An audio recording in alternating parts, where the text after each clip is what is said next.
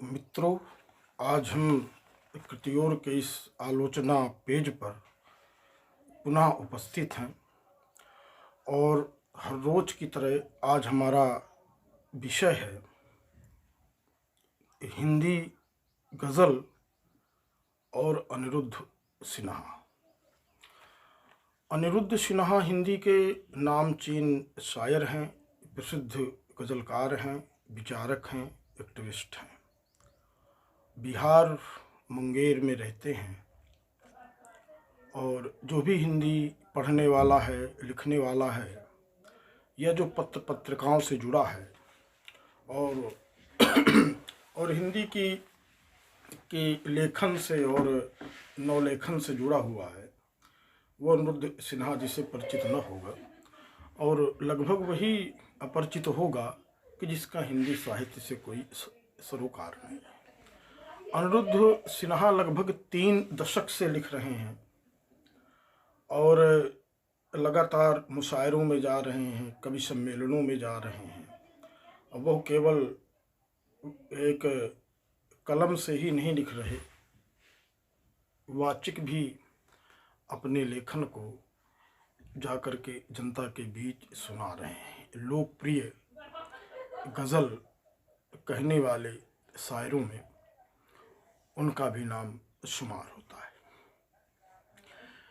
अनिरुद्ध सिन्हा जी का आरंभ भी गज़ल से नहीं हुआ कि जैसे कि हर लेखक के साथ होता है कि जब उसका आरंभ होता है तो विधा कोई और होती है और फिर दूसरी विधा में जाता है। ज्यों ज्यों उसके संवेदन, उसकी अनुभव और उसका उम्र बढ़ता जाता है, साहित्य के क्षेत्र में उसकी उपस्थिति बढ़ती जाती है, तो वो अपनी अभिरुचि अनुसार या आवश्यकता अनुसार, मैं आवश्यकता अनुसार कहूँगा, अभिरुचि अनुसार नहीं कहूँगा, क्योंकि लेखन जो है अभिरुचि का विषय नहीं है, आवश्यकता का विषय है, ज़रूरत का विषय है। हम अभिव्यक्ति का माध्यम क्या बनाते हैं, ये हमारी आवश्यकता है। जब हम देखते हैं कि हमारी एक विधा पर हम वो अभिव्यक्त नहीं कर पा रहे हैं जो हमें करना चाहिए या जो हमें इससे होना चाहिए, तो हम अपनी विधा को, अमूमन लोग उसको जो है तो बदल देते हैं। अनिरुद्ध सिन्हा का भी आरंभ कविता से हुआ, इसके बाद उन्होंने कहानियाँ लिखी और कहानियों के बाद वो हिंदी गज़ल में आए। उनके 2 कविता संग्रह भी प्रकाशित हुए, नया साल और दहेज। उनका कहानी संग्रह भी प्रकाशित हो गए, वे चुप हो गए। इन दोनों की उतनी चर्चा नहीं होती क्योंकि ये उनका आरंभिक रचनाएं। गज़ल में चूंकि वो इतने सिद्धहस्त हो चुके हैं, उन्होंने अपने भाषा, लहजा और मुहावरा तीनों की उन्होंने सिद्धि कर ली है और अगर वो जाने भी जाते हैं तो वो केवल वो जो तो हिंदी ये अपनी कहानी और कविता की वजह से नहीं जाने जाते, गज़ल की वजह से जाने जाते।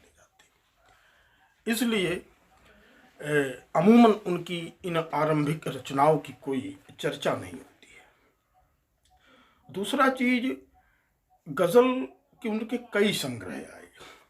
उनका जो आरंभिक संग्रह था कि तिनके भी डरते हैं, उसके बाद तपिश, फिर तमाशा, फिर तड़प, फिर तो गलत क्या है, और उसके बाद आया है कि ताकि हम बचे रहें। उनका नया संग्रह है जो अभी 2021 या 20 में उनका आया है। उनके कई गज़ल संग्रह आए हैं। गज़ल के साथ साथ उनका सबसे बड़ा हस्तक्षेप रहा गज़ल की आलोचना पर। इस अनिरुद्ध सिन्हा के संदर्भ में इस चीज़ का उल्लेख करना अति आवश्यक है। अगर गज़ल की आलोचना में देखें तो असली मोर्चा गज़लकारों ने संभाला हुआ है, न कि आलोचकों ने। जो हिंदी की मुख्य धारा के आलोचक थे, जो कविता पर आलोचनाओं को लिखते थे, विशेष करके जो विश्वविद्यालयों के प्रोफेसर और एकेडमिक आलोचक, उन लोगों ने गज़ल को वो महत्व नहीं दिया जो मिलना चाहिए। उनका ये मानना था कि जो कविता है उसमें अभिव्यक्ति के कई विकल्प होते हैं और वो जनजीवन से सामाजिक जीवन के सवालातों से मुठभेड़ करती है। वो कविता को यथार्थ अभिव्यक्ति से जोड़ करके देखते थे।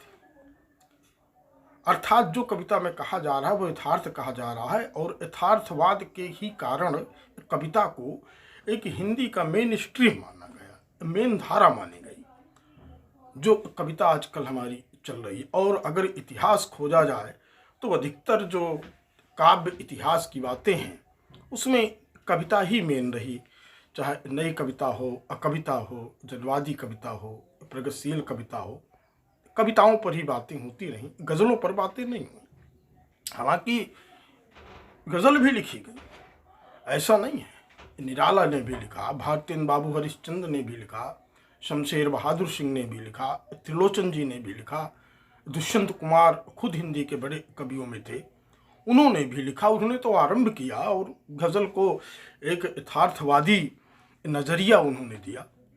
बावजूद इसके उनकी अन्य कृतियों की चर्चा होती है, एक कंठ बिस्पाई वगैरह की चर्चा होंगी, लेकिन साय में धूप की चर्चा नहीं होती है। त्रिलोचन के संबंध में गज़लों की उतनी चर्चा नहीं होती, भारतेंद्र के संबंध में उतनी चर्चा नहीं होती है। हाँ, उल्लेख आ जाता है जब कोई गज़ल का इतिहास पढ़ता है तो उल्लेख आ जाता है कि निराला ने भी लिखा, शमशेर ने भी लिखा, इन्होंने भी लिखा, उन्होंने भी लिखा, पर लेकिन उनकी कोई विशेष चर्चा नहीं करता। और इसका एकमात्र कारण है अकादमिक आलोचना। रामविलास शर्मा ने तो एकदम से नकार दिया था कि यह तो सामंती विधा है। तो जाहिर है कि गज़ल को, गीत को, नवगीत को दोयम दर्जे की विधा माना गया। इस कारण से अकादमिक आलोचकों ने इस पर ज़्यादा ध्यान नहीं दिया और ने इसकी तरफ देखा। ये एक प्रकार का छल है गज़ल के साथ। तो जब कोई आलोचक नहीं इसकी आलोचना करेगा तो फिर गज़लकार जो उसी का रचनाकार है वो स्वयं अपने आप को आलोचक के रूप में आगे प्रस्तुत कर देता है। ऐसा हिंदी में लगभग अधिकांश गज़लकारों ने किया है। उन्होंने आलोचना का बीड़ा उठाया, लेकिन सबसे बड़ा जो काम है दो लोगों ने किया, एक हरे राम समीप जी ने और अनिरुद्ध सिन्हा जी ने। हरे राम समीप जी ने गज़ल का पूरा इतिहास लिखा है, 4 खंडों में, बड़े बड़े मोटे मोटे उनके वो खंड, और सब गज़लकारों की रचनाओं को रखा है, उनकी भाषा, शैली, उनकी चेतना और हर चीज़ के बारे में लिखा है। हरे राम जी प्रतिबद्ध हैं, लोग धर्मी हैं, तो लिहाजा उनका नज़रिया भी वही रहा है। उनका जो अपना पसंदीदा गज़लकार थे तो उसमें उनका नज़रिया भी स्पष्ट रूप से जो है परिलक्षित होता है। हम अनिरुद्ध सिन्हा की बात करें तो उन्होंने एकेडमिक आलोचना के समानांतर, मेरे कहने का मतलब है कि जब हिंदी कविता की आलोचना होती है तो उसका जो मुख्य बिंदु होता है कि जो समय के हमारे ज्वलंत मुद्दे हैं उनको कविता किस ढंग से उठाती है और किस भाषा में उठाती है और किस तलखी से उठाती है और कौन कौन से मुद्दे उठाती है, उसमें क्या छूट रहा है और क्या नया आ रहा है, उन चीज़ों को लेकर के हिंदी आलोचना अपनी कविता पर बात करती है और उसे कहते कि ये सामयिक है और इस दौर की है और इस तरह की बात करती है, उससे उसकी रीतियाँ निकलती हैं, उसकी परिपाटियाँ निकलती हैं। उन्होंने गज़ल पर, अनिरुद्ध जी ने गज़ल पर इन्हीं परिपाटियों को देखा। उन्होंने भी गज़ल को जो काव्यालोचन के मानक थे, कविता आलोचना के जो प्रतिमान थे, जो कविता आलोचना की जो भाषा थी, कविता आलोचना के जो मुद्दे थे, यथार्थवाद, सामयिकता, सांस्कृतिक साझापन, प्रतिरोध, अनास्था, बाजारवाद का विरोध, स्त्रीवाद, दलितवाद, आदिवासी कविता, शहरीकरण का विरोध, जल जंगल जमीन में काबिज पूंजीवाद, इनसे विस्थापित हो रहे लोग, जन आंदोलनों का कुचला जाना, सत्ता का अहंकार, फांसीवाद, इन सब को लेकर के उन्होंने गज़ल का एक आलोचनात्मक प्रतिमान तैयार किया और इन मुद्दों को लेकर के उन्होंने अलग अलग खंडों में अलग अलग आलोचनात्मक पुस्तकों का संपादन किया।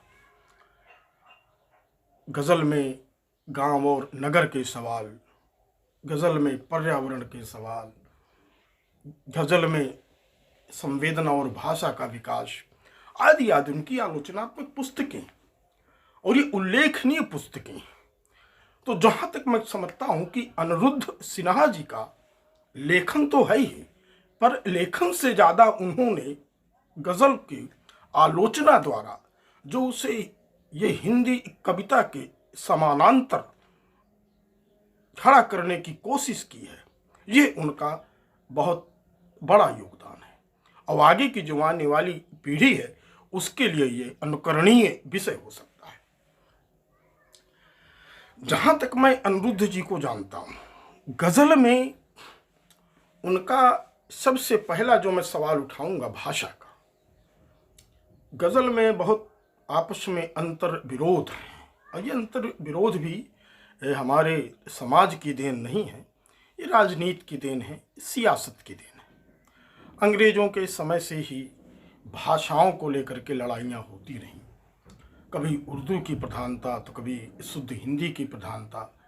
एक दौर था भारतेंद्र युग के पूर्व जब खड़ी बोली गद्य को लेकर के विशुद्ध हिंदी के समर्थक होते थे राजा लक्ष्मण सिंह, तो उर्दू प्रधान हिंदी के समर्थक होते थे राजा श्री प्रसाद सितारे हिंद।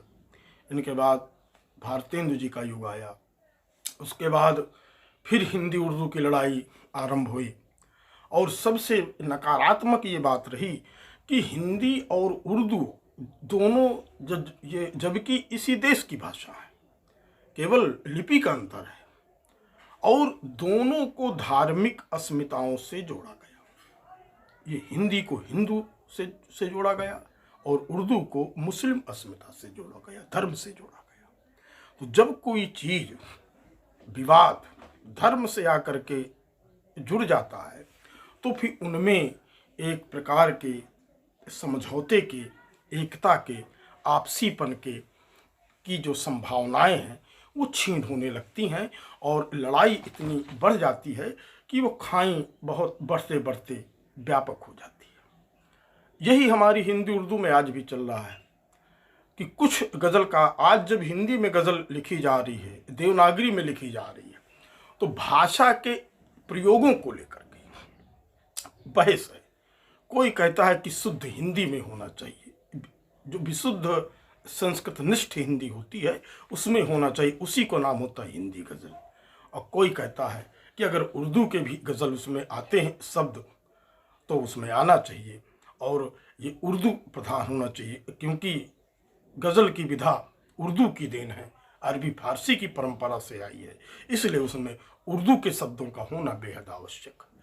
दोनों तरह के लोग, कोई अति शुद्धतावाद से पीड़ित है तो कोई बहुलतावाद से पीड़ित है, और ये लड़ाई आज भी चल रही है। कई गज़लकारों की भूमिकाओं को देखा है उनके संग्रहों में, जहां उन्होंने की विशुद्ध हिंदी का समर्थन किया है तो काफ़ी लोगों ने उर्दू प्रधानता का समर्थन किया और उसकी बात कही है, उसका प्रयोग भी किया है। और कई शायर ऐसे हैं जो उर्दू से हिंदी में आए, उनकी भाषा में स्वभावतः उर्दू की प्रधानता है और उर्दू की बहुलता है।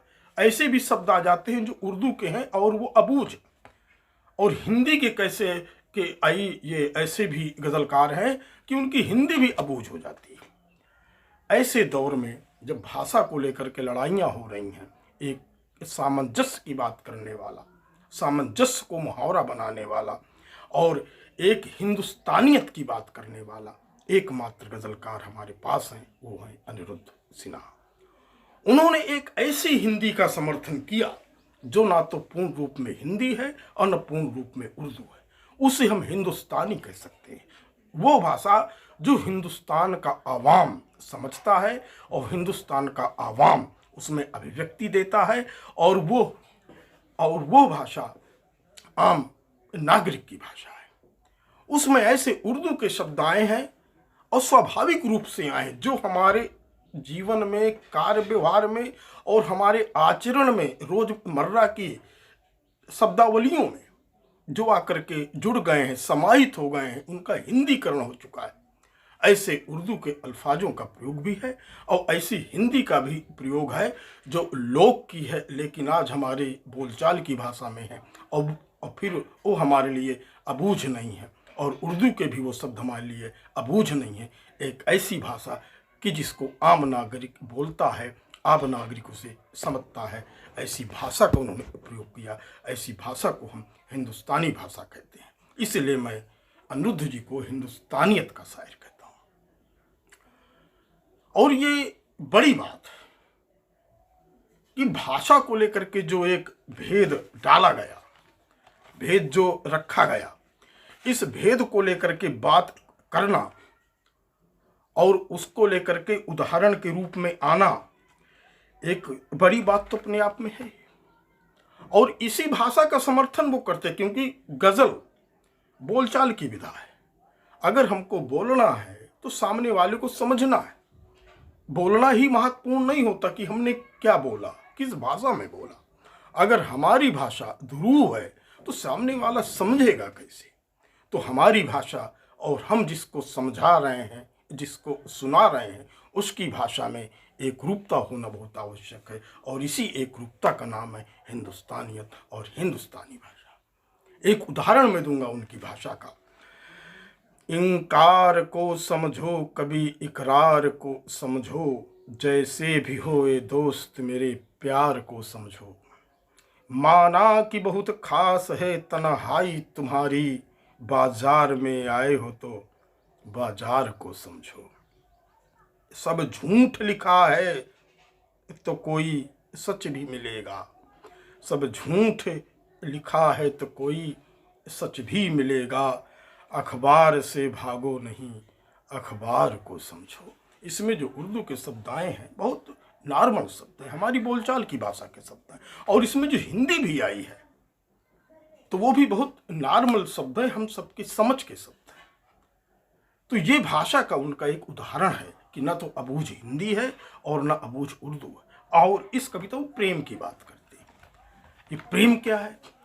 प्रेम तो उर्दू जो प्रेम कविता है, इसकी या शायरी हम जिसे कहते हैं, ये हमारी हिंदी में भी उर्दू में भी बहुत लोकप्रिय विषय रहा है। और हिंदी में तो पूरा रस ही बना दिया गया, श्रृंगार रस। उसके दो भेद किए गए, वियोग श्रृंगार, संयोग श्रृंगार। उर्दू में बहुत अच्छी अच्छी शायरी हुई और उसमें एक से बढ़कर एक गज़लें भी लिखी गई प्रेम के बारे में। और कहा जाता है कि गज़ल तो प्रेमी प्रेमिका का संवाद ही है। इसे प्रेमी प्रेमिका के संवाद का भी नाम दिया गया। और वह दौर था जब प्रेमी प्रेमिका के संवाद के रूप में गज़लों को लिखा जाता था। बाद में सब ये एक रास्ता टूटी और इस संवाद का नाम दिया गया रहस्यवाद। रीत काल आते आते यह जो प्रेमी प्रेमिका का संवाद है, इसकी शायरी है, वो रहस्यवाद में बदल गया। और इस रहस्यवाद के बीज पड़े सूफी काव्य से। और वो सूफी काव्य अपनी हिंदी में भी रहे हैं। जायसी का जो इनका है पद प्रेम आख्यानक काव्य का, कि प्रेम के द्वारा ही खुदा की प्राप्ति होती है। और जो प्रेम में ज़्यादा दर्द सहता है, पीड़ा सहता है, उसी को खुदा की प्राप्ति होती है, जन्नत की प्राप्ति होती है। तो प्रेम में पीड़ा का महत्व रहा। माशूका उनकी ईश्वर होती थी, ये रहस्यवाद होता था। और जब हिंदी में जब ये प्रेम आया, हिंदी गज़ल में, तो उसने विशेष करके इश्किया शायरी हिंदी में भी लिखी गई। लेकिन बाद में विशेष करके आज़ादी के बाद जब 1975 में ये जब हमारे दुष्यंत कुमार जी का उदय हुआ, उन्होंने उसे यथार्थवाद से जोड़ा हिंदी गज़ल को, तब प्रेम के मायने भी बदल गए। आज जो शायर प्रेम की बात करता है तो उसके प्रेम की गहराई को, उसके मंतव्यों को और उसके संदेशों को देखना बहुत ज़रूरी है। हमारे अनिरुद्ध जी प्रेम की बात करते हैं।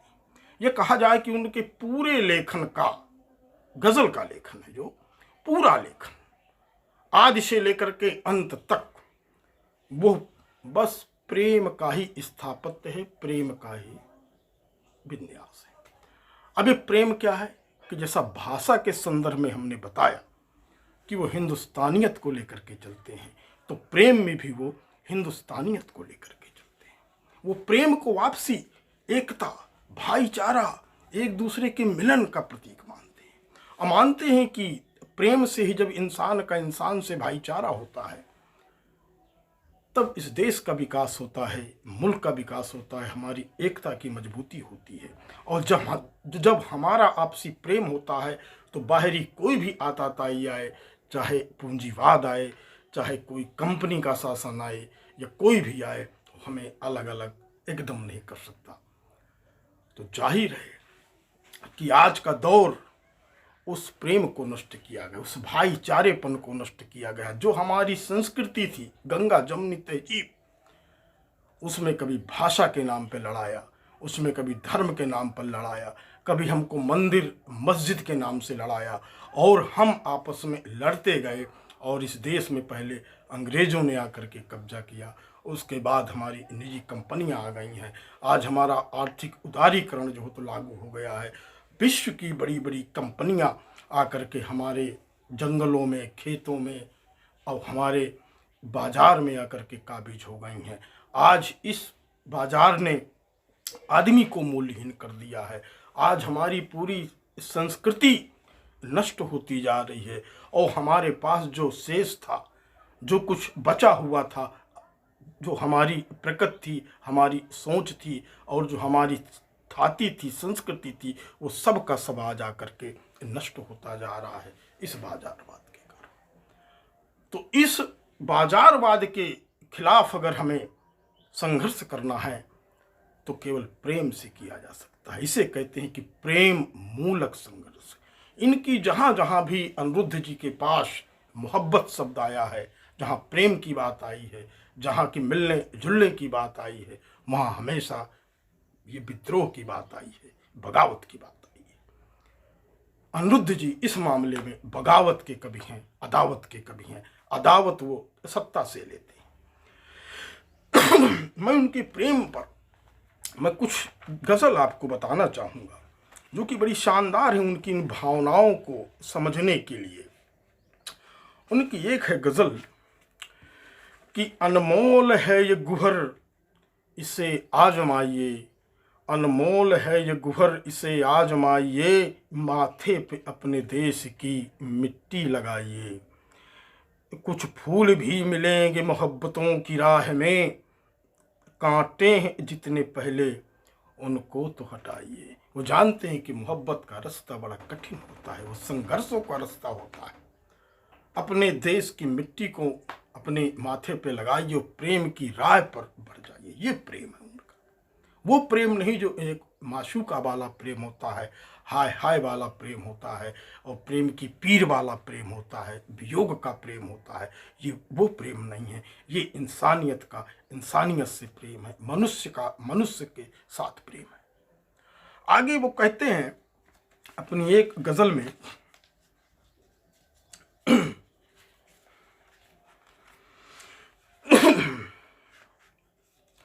कि हौसलों को उठान पर रखिए, हौसलों को उठान पर रखिए और तीर अपने कमान पर रखिए। खुश रहे या खफा रहे दुनिया, खुश रहे या खफा रहे दुनिया, सच हमेशा बयान पर रखिए, सच हमेशा बयान पर रखिए। और फिर हंसी ख्वाब देखेंगे मिलकर, फिर हंसी ख्वाब देखेंगे मिलकर, हाथ गीता और ये कुरान पर रखिए। यहाँ गीता और ये कुरान दो शब्द आए। कहते हैं कि इनमें हाथ रखिए और कसम खाइए कि हम ये मिलजुल करके रहेंगे। वो ये प्रेम है, वो प्रेम जो उनका हिंदुस्तानियत भाषा से उनका जो अभिव्यक्त होता है। हिंदुस्तानियत, गंगा जमुनी तहजीब, आपसी एकता, भाईचारा, उसी प्रेम की ये एक विस्तारित पक्ष उसका बता रहे हैं कि जब गीता और कुरान का एक साथ हो और हम सब एक साथ मिलकर बैठ कर के बात करें तो हमारी एकता मजबूत होती है और हमारा संस्कृति मजबूत होती है और इंसान का इंसान से भाईचारा बनता है।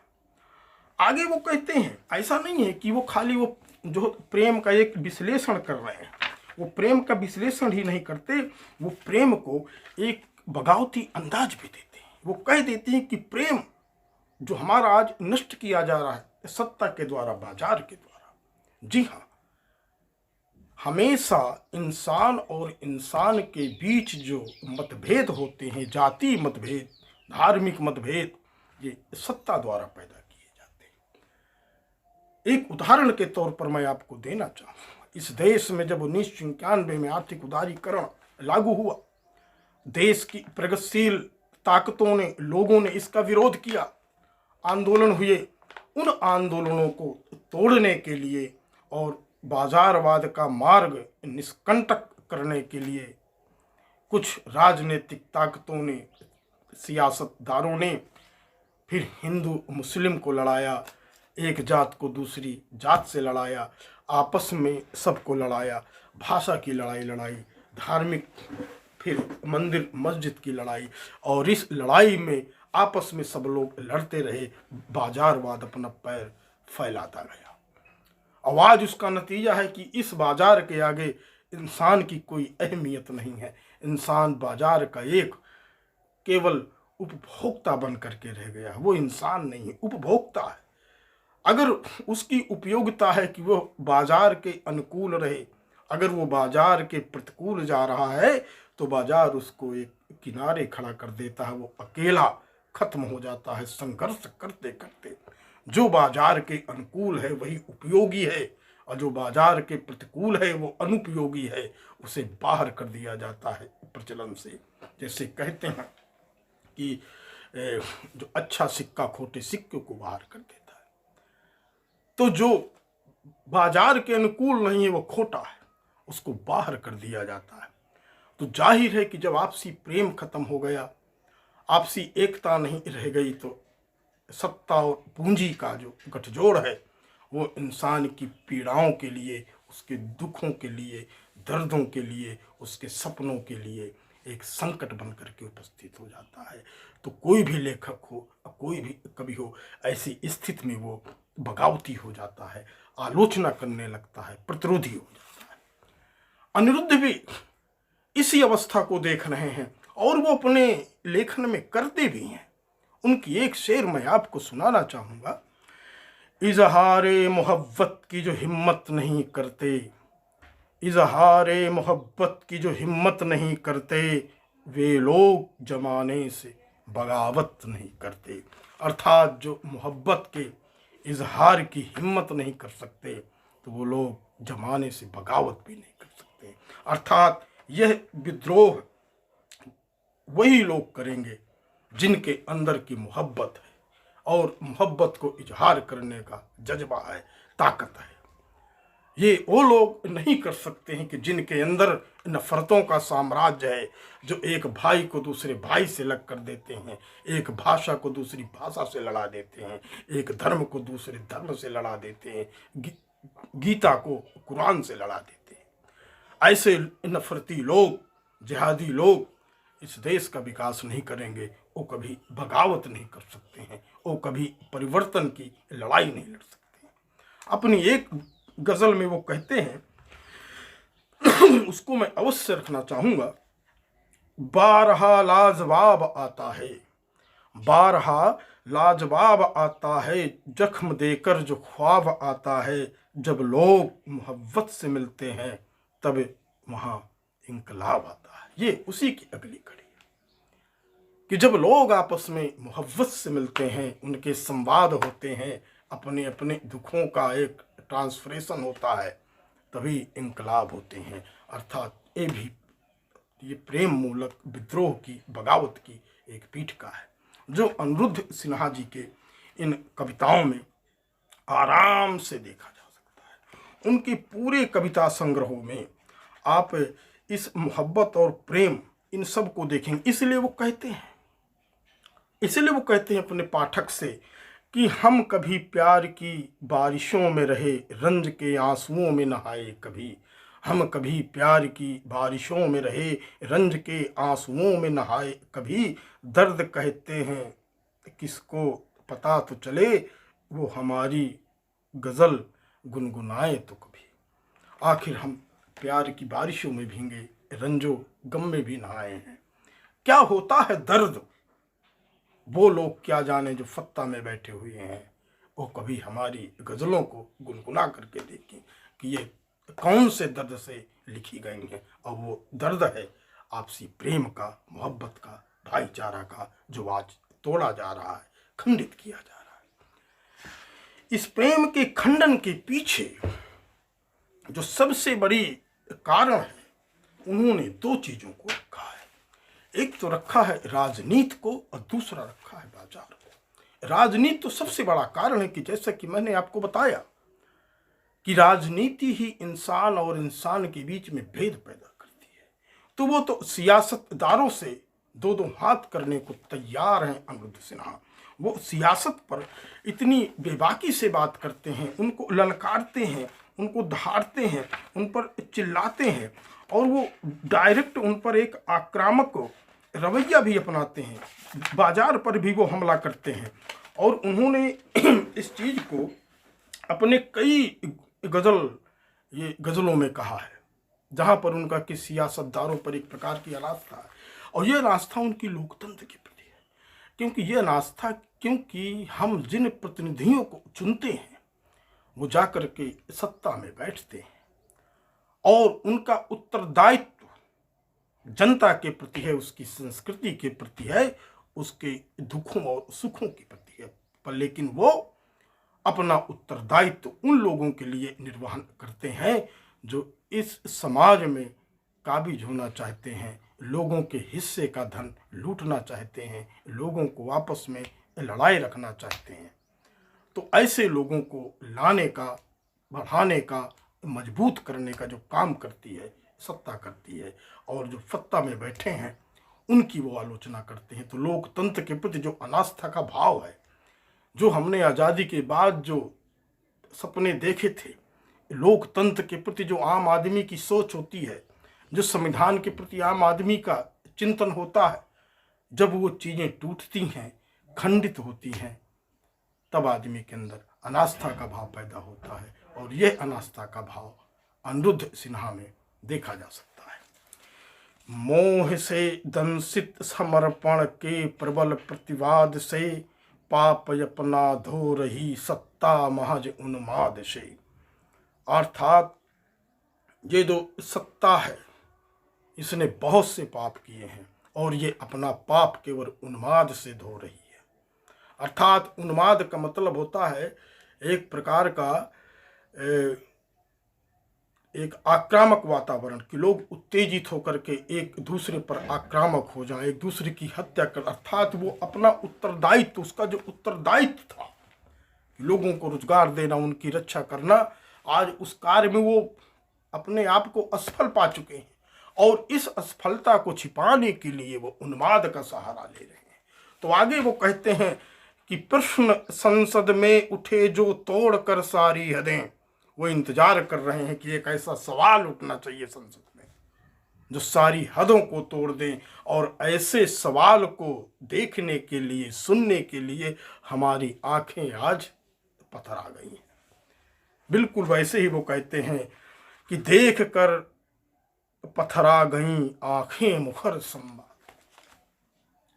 आखिर ऐसे संवाद को देखने के लिए हमारी आंखें पथरा गई हैं कि जो संसद में सवाल उठे और सियासतदारों के मुंह आंखें बंद हो जाएं। ऐसा ही कभी कबीरदास जी भी कहते हैं थे कि जिभ्या में छाला पड़ा राम पुकार पुकार, आँखन में झाई पड़ी पंथ निहार निहार। तो यहाँ भी उस रास्ते को देखते हुए, उस मंजर को देखने के लिए एक शायर की भी आंखें पथरा रही हैं।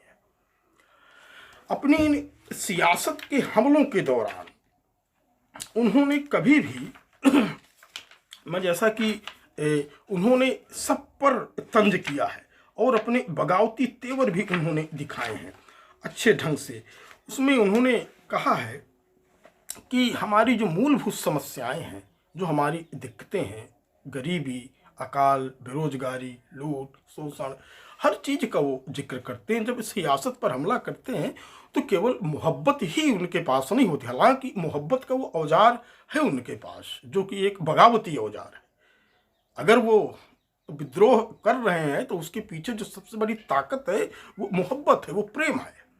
पर बावजूद इसके वो अन्य समस्याओं से रहित नहीं। उनकी गजल, वो हर चीज का मुद्दा उठाते हैं। वो हर एक छोटी से छोटी एक मतलब विचार, मुद्दा, समस्या जो कहीं ना कहीं से जो आम आदमी से जुड़ी हुई है, उसके दुखों से जुड़ी हुई है, उसके कष्टों से जुड़ी हुई है, उस चीज को भी वो मुद्दा उठाते हैं और उसको लेकर के वो सियासत पर प्रहार करते हैं। एक उनकी है गजल, गरीबी जब कभी हालात से रिश्ता निभाती है, गरीबी जब कभी हालात से रिश्ता निभाती है, तो मेरे कच्चे मकानों से कोई आवाज आती है। क्या आवाज आती है? खामोशी छाई रहती है सवालों के उठाने पर, खामोशी छाई रहती है सवालों के उठाने पर, सियासत गुफ्तगू से हर दफा दामन बचाती है।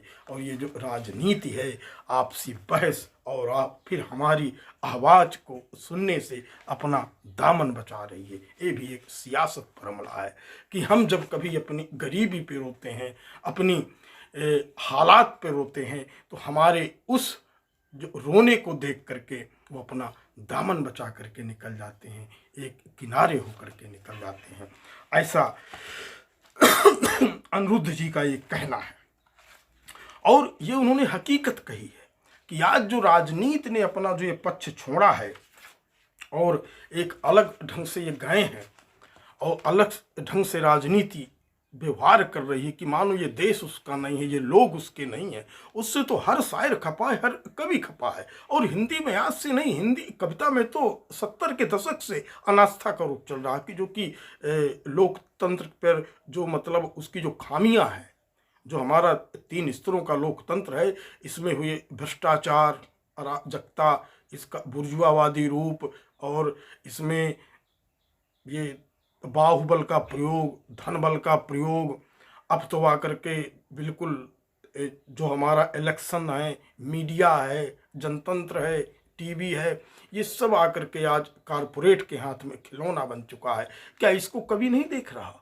इसको गजलकार नहीं देख रहा है? सब देख रहे हैं। इसलिए वो इसके विरुद्ध एक प्रकार की आवाज उठा रहे हैं, अपने आप को बगावती तेवर से युक्त कर रहे हैं और बगावत की आवाज़ों को निकाल रहे हैं और वहाँ तक प्रेषित कर रहे हैं जहाँ तक इसकी आवश्यकता है। एक अपनी गज़ल में वो कहते हैं,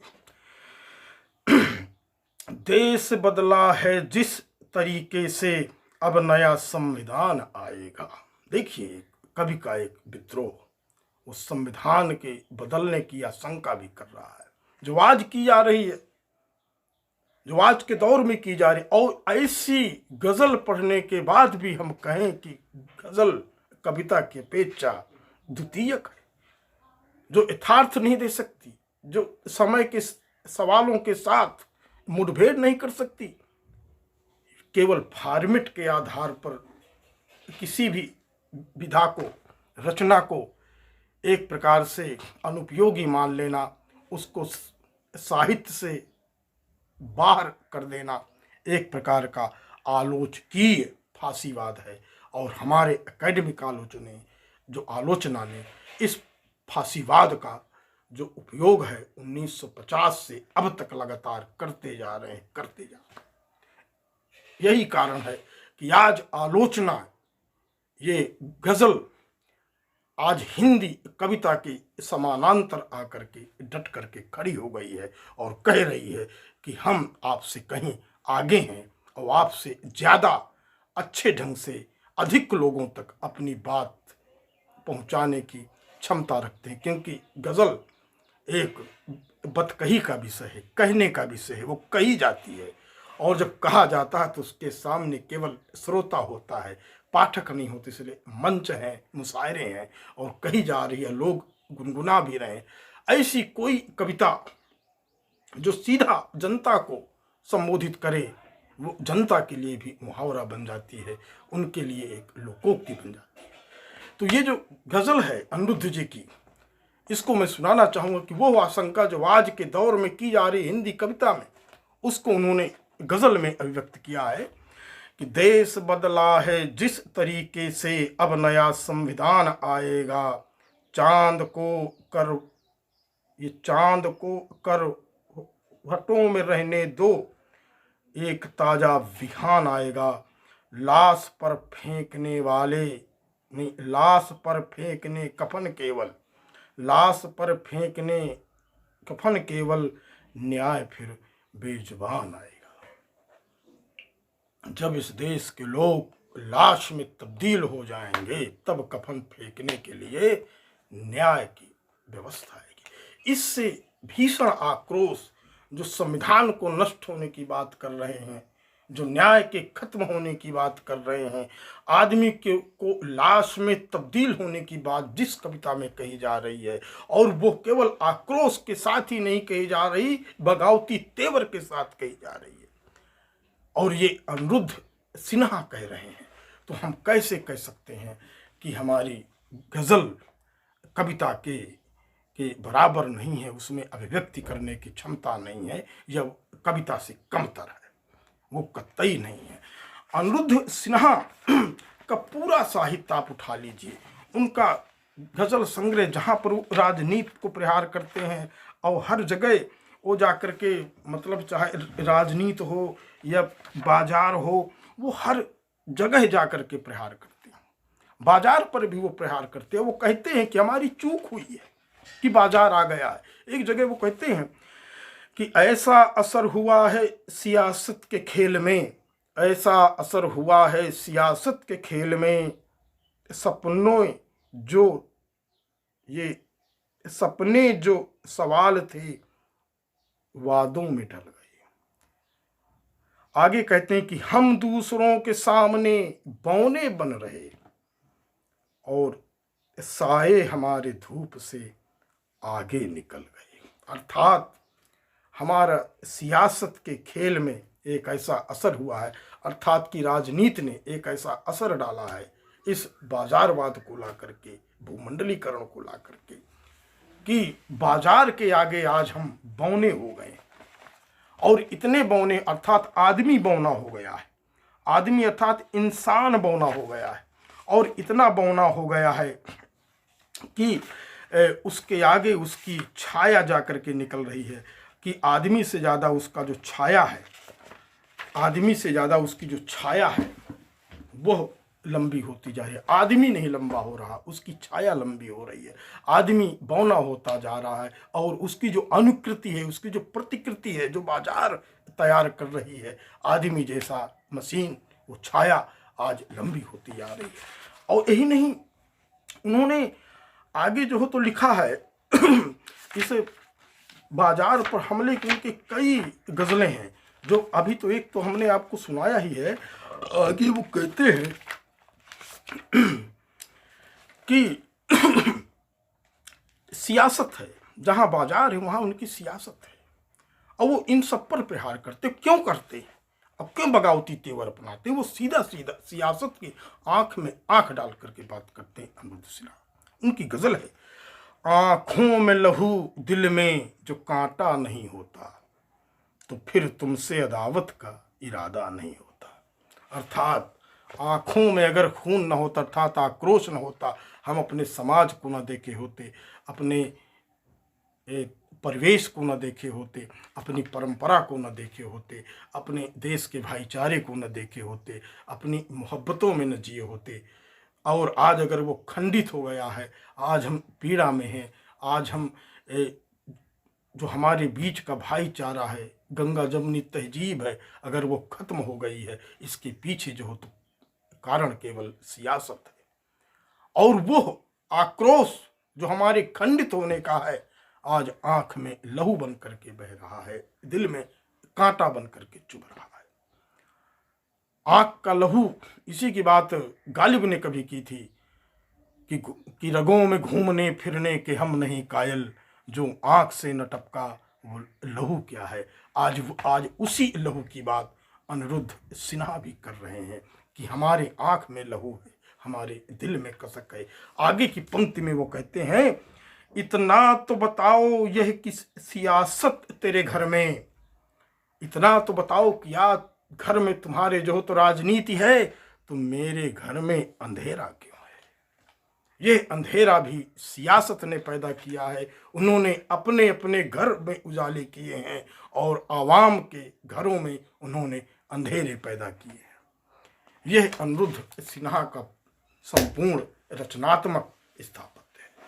उनकी गजल प्रेम की, भाईचारे की, गंगा जमनी तहजीब की, मोहब्बत की गजल है। जहां भी वो मानते हैं कि इस समाज के लिए सबसे आवश्यक चीज है आपसी भाईचारा, आपसी मेल मिलाप और आपसी एक प्रकार का गंगा जमनी तहजीब, आपसी सामंजस्य। और इस सामंजस्य के लिए, इस तहजीब के लिए जो खतरा है, वो इस मुल्क के लिए भी खतरा है। और इसके लिए वो सीधा सीधा सियासत को दोष देते हैं, बाजारवाद को दोष देते हैं और उसके खिलाफ अदावत की, बगावत की और इनकलाब की आवाज़ को बुलंद करते हैं। ऐसे हैं अनिरुद्ध सिन्हा जी। अब हम अगले सत्र में एक नए कवि के साथ फिर उपस्थित होंगे। तब तक के लिए इस लोक विमर्श के इस पेज से हम आपसे विदा लेता हूँ। नमस्कार।